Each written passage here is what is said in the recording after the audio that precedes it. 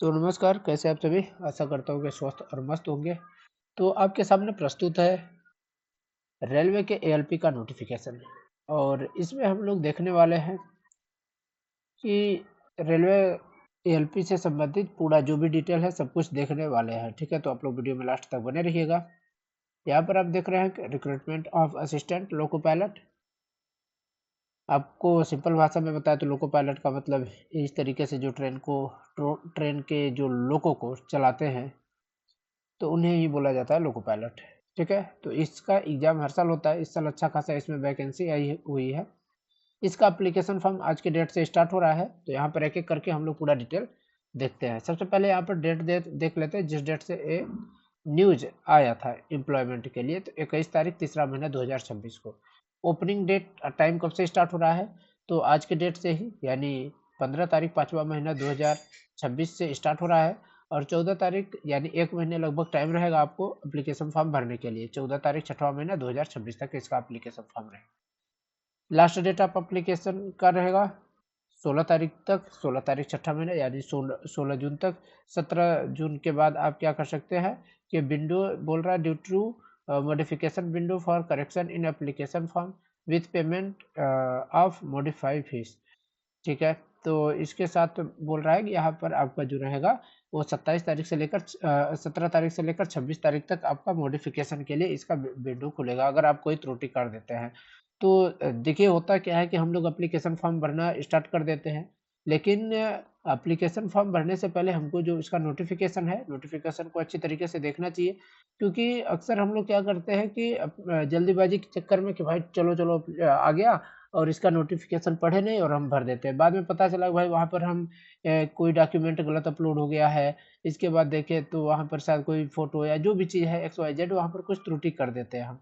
तो application form भरने से पहले हमको इसका नोटिफिकेशन अच्छी तरीके से देख लेना चाहिए और अच्छी तरीके से सोच समझ कर इसके बाद ही आगे बढ़ना चाहिए। यहाँ पर बोल रहा है कि जो आपको ऑनलाइन सबमिशन जो इसका सबमिशन करना है ओनली ऑनलाइन के माध्यम से आप कर सकते हैं। क्लोजिंग डेट यहाँ पर दे रहा है उससे पहले। ठीक है, अब बात करते हैं कि असिस्टेंट लोको पायलट के लिए वो किस लेवल का है। तो यहाँ पर पे लेवल 7th सीपीसी यहाँ पर दिया गया है। किस लेवल का? लेवल 2 का है। इसके बाद इनिशियल पेमेंट इसका कितना दे रहा है? 19,900। इसके बाद आप देखेंगे तो मेडिकल स्टैंडर्ड A1 है इसका। एज के बारे में बात करें तो 18 साल से लेकर के 30 साल तक के इसके लिए अभ्यर्थी एलिजिबल हैं। ठीक है, और इसके बाद टोटल वैकेंसी कितने होने वाली है? तो 11,127 वैकेंसी इस साल होने वाले हैं। वो अलग-अलग ज़ोन के हिसाब से अलग-अलग रहेगा, जो कि आगे आपको एक-एक करके देखने को मिल जाएगा। अब आगे बात कर लेते हैं कि कुछ इंस्ट्रक्शन दिया गया है। तो आपको क्या करना है कि जो ये इन्फॉर्मेशन बुलेटिन है इसको अच्छी तरीके से आपको पढ़ना है ऑनलाइन एप्लीकेशन फॉर्म भरने से पहले। इसके बाद क्या बोल रहा है कि ये टेक्निकल क्वालिफिकेशन आपको होना चाहिए आपके पोस्ट के हिसाब से।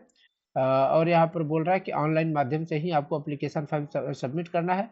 आपकी एलिजिबिलिटी के बारे में बोल रहा है कि भाई आप जिस पोस्ट के लिए भर रहे हैं तो उसके लिए आप जो है एलिजिबिलिटी आपका कंप्लीट होना चाहिए। ठीक है, यहाँ पर अगर हम बात करें अगर कि किस कैटेगरी में आप आते हैं, अगर मान लीजिए जनरल को छोड़कर बाकी जिस भी कैटेगरी में आते हैं तो आपके पास रिजर्वेशन के लिए आपका सर्टिफिकेट होना चाहिए। ठीक है, इसके बाद अगर आप एज में रिलैक्सेशन लेना चाहते हैं या किसी भी चीज़ के लिए तो इसके लिए आपको प्रॉपर सर्टिफिकेट आपके पास होना चाहिए। इसके बाद मेडिकल फिटनेस के बारे में यहाँ पर बात कर रहा है। Candidate who are found medical unsuitable for this post shall not be given any alternate appointment.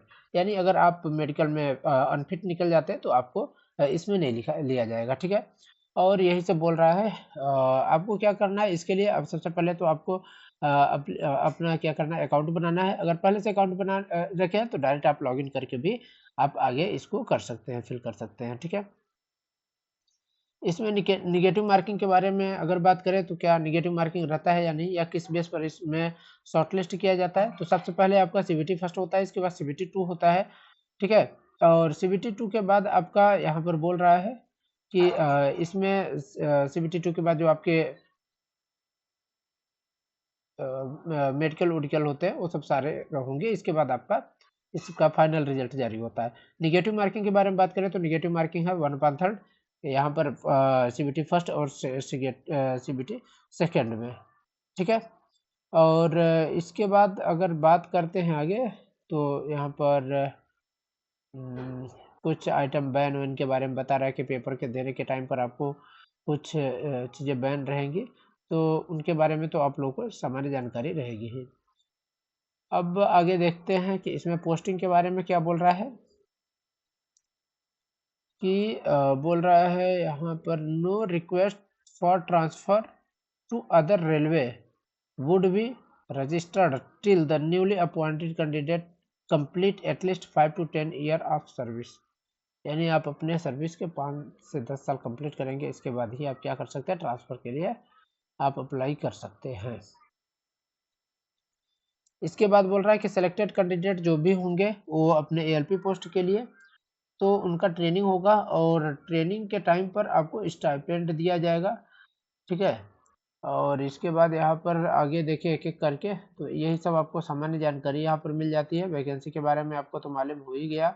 और देखेंगे ज़्यादा अच्छी जानकारी के लिए आपको मालूम है, यहाँ पर आगे देखेंगे तो एज लिमिट है, एज रिलैक्सेशन दिया गया है, किसमें कितना मिलेगा यहाँ पर इस स्लाइड में यहाँ पर आप देख सकते हैं।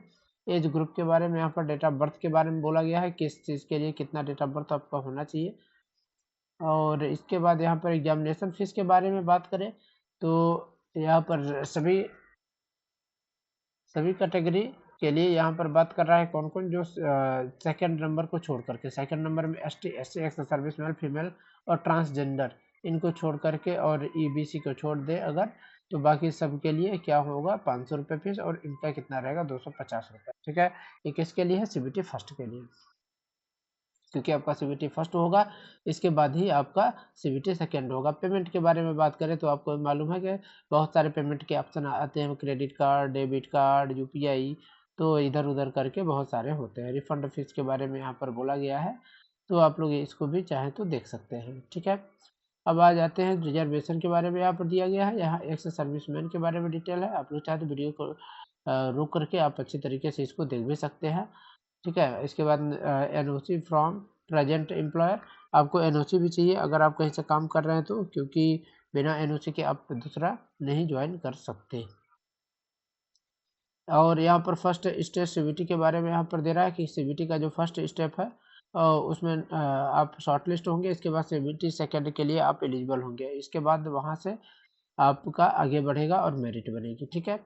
तो यहाँ पर बोल रहा है कि सीबीटी फर्स्ट के लिए फाइनल पैनल के लिए क्या क्या होना चाहिए, कुछ पैटर्न और यहाँ पर सिलेबस आपका सीबीटी फर्स्ट के लिए दे रहा है। तो सीबीटी फर्स्ट के लिए आपका 60 मिनट टाइम दिया जाएगा और यहाँ पर बात करें तो 75 क्वेश्चन रहेंगे, ठीक है। और मैक्सिमम मार्क्स आपका मैक्सिमम मार्क्स 75 नंबर के, एक क्वेश्चन 1 नंबर का रहेगा। और यहाँ पर निगेटिव मार्किंग रहेगा 1/3। Normalisation of mark will be done, CBT held multiple shift, आपके शिफ्ट के हिसाब से वो क्या कर लेंगे कि वो अपना निगेटिव मार्किंग या नॉर्मलाइजेशन कर लेंगे। अब यहाँ पर हम बात करें अगर कि सिलेबस हमारा क्या होने वाला है, तो मैथमेटिक्स होगा, मेंटल एबिलिटी होगा और जनरल साइंस होगा, ठीक है। अब यहाँ पर मैथमेटिक्स में हमारे सिलेबस दिया गया है कि कौन कौन से टॉपिक रहेंगे। तो मैथमेटिक्स में नंबर सिस्टम रहेगा, बोर्ड मास रहेगा, डेसिमल रहेगा, फ्रैक्शन रहेगा, एलसीएम एचसीएफ रहेगा, रेशियो एंड प्रोपोर्शन रहेगा, परसेंटेज रहेगा, मेंसुरेशन रहेगा, time work, time distance, simple and compound interest, profit loss, algebra, geometric and trigonometry, elementary static, square root, age calculation, calendar, clock pipe और जो टंकी pipe नंकी के बारे में यहाँ पर रहेगा, ठीक है। इसके बाद मेंटल एबिलिटी में आप लोग को मालूम है कि मेंटल एबिलिटी में रहेगा analogy, alphabetical and number series, coding decoding रहेगा, मैथमेटिकल ऑपरेशन रहेगा, रिलेशनशिप रहेगा और यहाँ पर जम्बलिंग रहेगा, इसका वेन डायग्राम रहेगा, डाटा इंटरप्रिटेशन रहेगा, डीआई। और इसके बाद सफिशियंसी, इसके बाद कंक्लूजन एंड डिसीजन मेकिंग रहेगा। ये सब आपका जो है मेंटल एबिलिटी। और जनरल साइंस में तो आपको मालूम है कि यहाँ पर जो आपका 10वीं स्टैंडर्ड है उसमें से फिजिक्स, केमिस्ट्री और जो बायोलॉजी है उससे रहेंगे, ठीक है। ये तो हमारा सीबीटी फर्स्ट का एक हम लोग सामान्य देख लिए। और सीबीटी सेकंड में अगर बात करें तो सीबीटी सेकंड में जो फर्स्ट में शॉर्ट लिस्ट होंगे सीबीटी सेकंड के लिए, तो इसके लिए यहाँ पर दिया गया है कि कैंडिडेट वही जो सीबीटी फर्स्ट में सेलेक्ट होंगे उन्हीं के लिए ये रहेगा, ठीक है। इसके बाद यहाँ पर देख लेते हैं आगे, तो total number of candidate short list CBT second shall be limited of 15 time number of vacancy, जितना वैकेंसी है अगर एक है तो उसका 15 गुना यहाँ पर लिया जाएगा, ठीक है। इसके बाद सीबीटी 2 का सिलेबस एंड पैटर्न देख लेते हैं। तो यहाँ पर पार्ट ए और पार्ट बी में दिया गया है। पार्ट ए में आपका जो दे रहा है कि 2 घंटे 30 मिनट और टोटल क्वेश्चन 175 रहेंगे इसमें। पार्ट ए 90 मिनट में 100 क्वेश्चन रहेंगे। पार्ट बी में 60 मिनट में 75 क्वेश्चन रहेंगे। और यहाँ पर निगेटिव मार्किंग यहाँ भी होगा, 1/3 होगा। नॉर्मलाइजेशन जो होगा वो मल्टीपल शिफ्ट के हिसाब से ही यहाँ पर भी देखने को आपको मिलेगा। तो ये रहा आपका सामान्य जानकारी के हिसाब से सिलेबस। फर्स्ट में अगर देखें तो ये सब आपका सीबीटी सेकंड के लिए सिलेबस रहा, और ये आपका जो जनरल इंटेलिजेंस रीजनिंग के लिए हो गया सिलेबस। और यहाँ पर आप देखेंगे तो इंजीनियरिंग के लिए, क्योंकि आपका जो बेसिक साइंस एंड इंजीनियरिंग है उसके बारे में भी रहेगा। अब आगे देखते हैं यहाँ पर। तो सेकंड जो टॉपिक रहेगा और आपके ट्रेड से संबंधित यहाँ पर रहेगा। और ट्रेड में आपको क्या करना है कि जो आपका ट्रेड है उसमें सिर्फ आपको क्वालिफाई करना है, 35% आपको प्राप्त करना है कम से कम, ठीक है ना। ये ट्रेड से सिलेबस होता है। अब यहाँ पर पार्ट बी के बारे में यहाँ पर बोल रहा है क्वालिफाइंग टेस्ट आपको electrical engineering and combination of various stream of electrical engineering, और ये सब चीज़ यहाँ पर दिया है। तो आप लोग इसको वीडियो चाहे तो रोक करके देख सकते हैं।